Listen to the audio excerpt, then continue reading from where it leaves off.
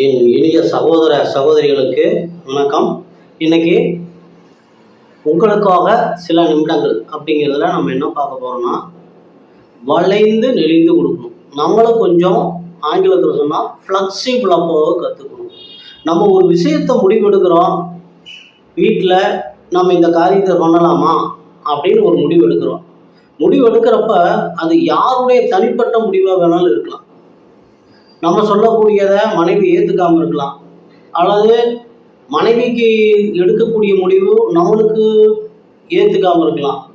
ஆக இப்போ 2 பேரும் கொஞ்சம் கொஞ்சம் விட்டு கொடுத்து வளைஞ்சு கொடுத்து ஒரு நல்ல ஒரு முடிவுக்கு வந்தால் தான் அந்த காரியம் ரொம்ப சுபமாக முடியும். அப்போ அதே மாதிரி தான் ஒவ்வொரு விஷயங்களுமே.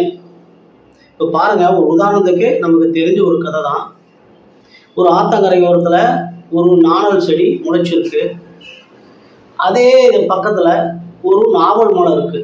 இது நமக்கு தெரிஞ்ச கதை தான், நாவலும் அப்படின்னு. அப்போ இந்த கதையை என்ன சொல்லுதுன்னா, அந்த நாணல் சின்ன சின்ன காத்துக்கள்லாம் வளைஞ்சு நெளிஞ்சு கொடுக்கும், மறுபடியும் நேராக நின்றுக்கும்.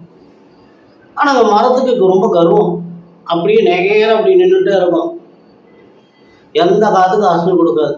அப்போ இதை என்ன பண்ணுவோம், நாணலை பார்த்து ரொம்ப கிண்டல் பண்ணும். நீங்கள் என்ன சின்ன காத்துக்கெல்லாம் கூட இப்படி வளைஞ்சு கொடுக்குற, நான் மாதிரி எவ்வளோ கம்பீரமாக இருக்கேன். ஆனால் நாணல் பதில் சொல்லவே செய்யும், அப்படியே அமைதியாக இருந்துக்கும். ஒரு நாள் ஒரு நல்ல பலத்த காற்று வீசுது. திடீர்னு பார்த்தா அந்த காற்றினுடைய வேகத்தை தாங்காமல் அந்த நாவல் மரம் கீழே விழுந்துருது. ஆனால் அந்த நாணல் செடி அப்படி இல்லை, தரையில் படுத்து மறுபடியும் எந்திரிச்சு மறுபடியும் அதே இடத்துல அப்படியே நிற்கிது. அப்போ தான் அந்த நாணல் செடி சொல்லுச்சான், வளைஞ்சு கொடுக்கறது அப்படிங்கிறது அவமானம் கிடையாது, அது ஒரு தன்னடக்கம்தான். வளைஞ்சு எந்த விஷயமா இருந்தாலும் வளைஞ்சு கொடுத்து கொஞ்சம் ஃப்ளெக்சிபிளாக நம்மளும் அனுசரித்து கற்றுக்கிட்டோம் அப்படின்னா இந்த நாணல் மாதிரி நம்மளுடைய வாழ்க்கையும் நிலையாக இருக்கும் அப்படிங்கிறது இப்போ நம்ம தெரிஞ்சுக்கிறோம் இல்லைங்களா. இனிமேல் எந்த விஷயமா இருந்தாலும் முரண்டு பிடிக்காமல் கொஞ்சம் ஃப்ளெக்சிபிளாக போனால் தானே வாழ்க்கை. ரெட்டை மாட்டு வண்டியில் 2 மாடு ஒன்றா இழுத்துட்டு போகணும் இல்லையா, ஒன்று இப்படி மாற்றி இழுத்துட்டு சொன்னால் அதை எப்படி பண்ணி போகும்.